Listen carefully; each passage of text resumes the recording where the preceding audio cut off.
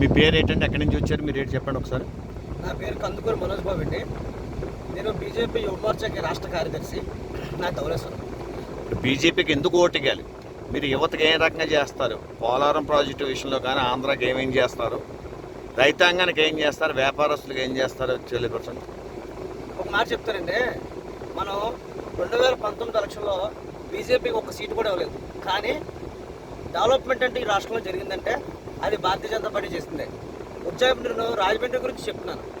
Varampudi flyover, railway station, 4-5 platform, ఎయిర్పోర్ట్కి 300 కోట్లు, ఇట్లాగా చెప్పుకుంటూ పోతే ఒకప్పుడు యువతకి పాస్పోర్ట్ కావాలంటే వైజాగ్ వెళ్ళి 2 రోజులు లైన్లో పడుకుంటే కానీ పాస్పోర్ట్ అపార్ట్మెంట్కి వెళ్ళలేని పరిస్థితి.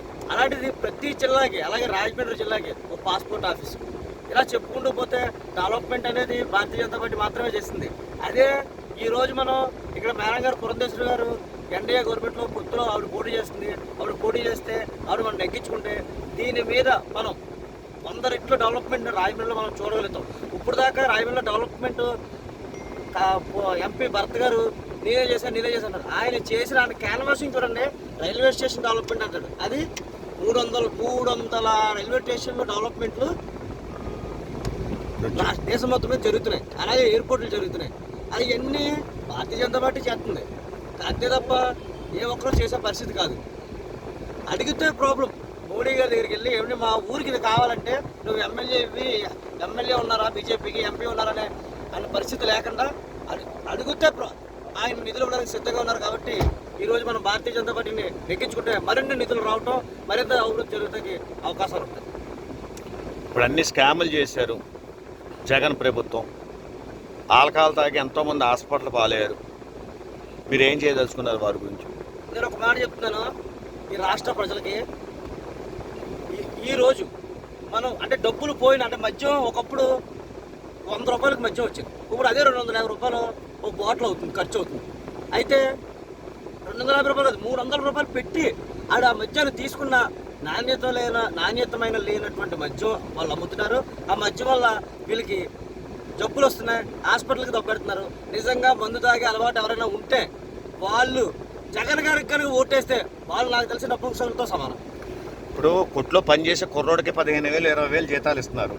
అలాంటిది బీటెక్ ఎంటెక్ చదివిన డిగ్రీలు చదివిన యువతని 5,000కి అంటే కూలివాడి కంట హీనంగా చేస్తారు. మీరు యువత మన వాలంటీర్కి ఏం చేస్తారు? యువతకి ఏం చేస్తారు? వాళ్ళ భవిష్యత్తు ఏ విధంగా చెప్తారు? ఏమంటే ఒక మాట చెప్పనా, మీరు లెక్కలు వేసుకోండి. ఈ 10 సంవత్సరాల్లో సెంట్రల్ గవర్నమెంట్లో ఎన్ని నోటిఫికేషన్ పడ్డాయి, ఏ డిపార్ట్మెంట్లో నోటిఫికేషన్ పడ్డాయి, ఎంతమంది యువతకు ఉపాధి వచ్చింది. మనం అందరికీ ఉపాధి ఇవ్వలేనప్పుడు వాళ్ళ స్కిల్ ఏదైతే స్కిల్ ఉందో ఆ స్కిల్ని పెంపొందించి ఆ స్కిల్ డెవలప్మెంట్ అని కానీ, ముద్రా లోన్ అని కానీ, ఆత్మనిర్భర్ భారత్ అని కానీ, పిఎంఈజీపీ అని కానీ, ఎంఎస్ఎంఈ అని కానీ, ఎన్నిటిలో యువతకు ప్రాధాన్యత ఇచ్చి వాళ్ళు ఆర్థికంగా బాగుపడి వాళ్ళు 10 మందికి ఉపాధి కల్పించే స్థితిలో ఒక బ్రహ్మాండమైన ఒక ఉన్నత స్థాయి స్థితిలో మోడీ గారు ఆలోచించి యువతని ఆర్థికంగా పెంచడానికి ట్రై చేస్తున్నారు. అదే మన రాష్ట్ర ప్రభుత్వం ఉంది. ఈ జగన్ గారు ఏం చేస్తున్నారు? మద్యానికి బానిసలు చేస్తున్నారు. బీటెక్ ఎంటెక్లో చదివిన వాళ్ళకి బ్రాండ్ షాప్లో ఉద్యోగాలు ఇస్తున్నారు. ఇవన్నీ ఆలోచించాలి. డెవలప్మెంట్ అంటే మోడీ అంటే డెవలప్మెంట్. దాని గురించి మనం భారతీయ జనతా పార్టీ ఓటేయాలి. ఇప్పుడు టీడీపీ హయాంలో 72% పోలవరం ప్రాజెక్ట్ అయింది. అప్పటి నుంచి ఇప్పుడు దాకా మళ్ళీ దాని నిధులు కానీ దాని ఊసి కానీ ఏమీ లేదు. ఏమంటే ఒక మాట చెప్పరా, డ్వాక్రా వాళ్ళకి డబ్బులు ఇమ్మంటే ఆ డబ్బులు తీసుకెళ్ళి కరెంటు బిల్లు కడుతున్నాడండి పిచ్చి ప్రభుత్వం, పిచ్చి సీఎం. అటువంటిది ఆయన చేతికి ఎందుకు ఇస్తారండి? నాయకుడి మీద కమిట్మెంట్, నమ్మకం ఉండాలి. ఇప్పుడు ఇంకా గవర్నమెంట్కి స్టాఫ్కి జీతాలు ఇవ్వలేదు అంటారు. దీని మీద ఎవరండి? నాకు తెలిసిన 2-3 గవర్నమెంట్ ఆఫీసర్లు ఏమన్నారు తెలుసా? ఏమంటే ప్రతి మనిషి బతుకు ఈఎంఐతో ఉంటుంది. అది 2వ తారీఖు 3వ తారీఖు ఆ ఈఎంఐ కట్ అయిపోవాలి. వీడి వల్ల జీతాలు మాకు పడకపోవడం వల్ల ఆ చెక్కులు బౌన్స్ అయ్యి మాకు లోన్లు రాకుండా మాకు సివిల్ స్కోర్లు పడిపోయి మా జీవితాలు నాశనం అయిపోతున్నాయి ఈ జీతాలు టైంకి రాకపోవడం వల్ల అని వాళ్ళు చాలా మంది బాధపడుతున్నారు. ఇప్పుడు మోడీ గారు ఒక మాట అన్నారు, 374 బీజేపీ, 400 ఎన్డీఏ స్థానాల్లో గెలుపొందుతుంది. దాంట్లో మొదటి సీటు రాజమండ్రి నుంచి అత్యధిక మెజార్టీతో మేడం గారు నెగ్గుతారు. ఫస్ట్ ఇక్కడి నుంచే కౌంట్ స్టార్ట్ అవుతుంది. మీరు అవకాశం ఇవ్వండి మేడం గారికి. ఖబర్దార్ రాజమండ్రి కాదు, భారతదేశంలో అభివృద్ధి అంటే ఏంటో చూపించే నాయకుడు మోడీ. ప్రపంచాన్ని విశ్వ నాయకుడిగా, ప్రపంచంలో విశ్వ గురువుగా భారతదేశాన్ని నిలబెట్టడానికి నిరంతరం కృషి చేస్తున్నారు మోడీ. ఆయన్ని గెలిపించండి, మేడం గారికి ఓటేయండి, భారతదేశాన్ని డెవలప్మెంట్గా మీ కళతో మీరు చూద్దరు. కానీ అంతేగాని ఈ జగన్మోహన్ రెడ్డికి ఓటేసి నాకు తెలిసి ఈ 5 సంవత్సరాల్లో చాలా మందికి పెళ్ళిళ్ళు అవ్వలేదు. ఎందుకు చెప్పనా? ఉద్యోగాలు లేక, సరైన ఆర్థిక అభివృద్ధి లేక, వాళ్ళకి వయసులు దాటేసి, నోటిఫికేషన్ లేక ప్రతి సంవత్సరం 2,35,000 ఓట్లు ఇస్తాను ఈ జగన్మోహన్ రెడ్డి.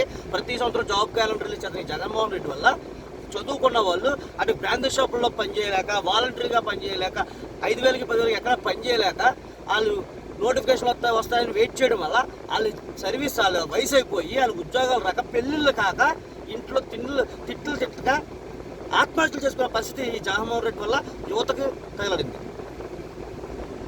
ఫైనల్గా ఇంకేం చెప్పి తెలుసుకున్నారు? ఏమంటారు మోడీ గారు కుటుంబం. ఫైనల్గా ఒక మాట చెప్పదలుచుకున్నాను ఏంటంటే, ఈరోజు అధికార పార్టీ ఓటికి 3,000, 5,000, 10,000 ఇచ్చే పరిస్థితి ఉంది.